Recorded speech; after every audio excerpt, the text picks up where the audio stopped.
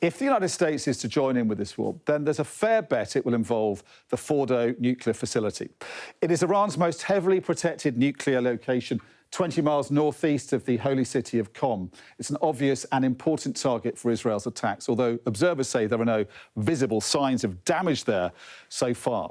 It's a top-secret hideaway, and it's in remote terrain. The main part of the facility is built into a mountain with tunnels leading deep underground. There are few signs of activity above ground, with one support building and a fortified, secure perimeter.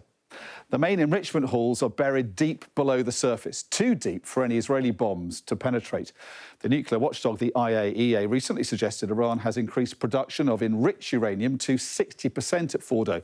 The more enriched uranium they have, the more likely that Iran will be able to produce a nuclear weapon.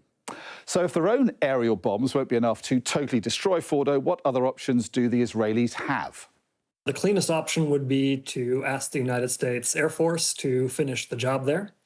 Another option would be to negotiate with the Iranians about the future of Fordow, maybe in exchange for a ceasefire agreement. The Iranians would agree to disable it themselves. The Israelis could also send in a commando team.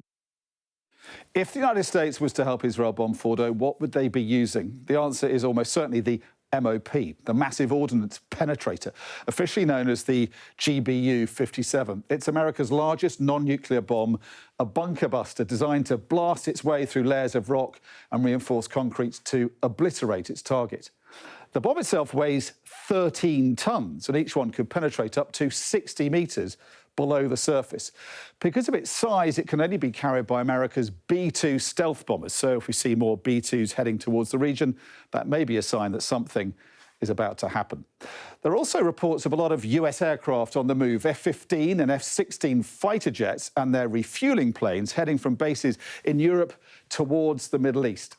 Is President Trump preparing for this conflict to widen?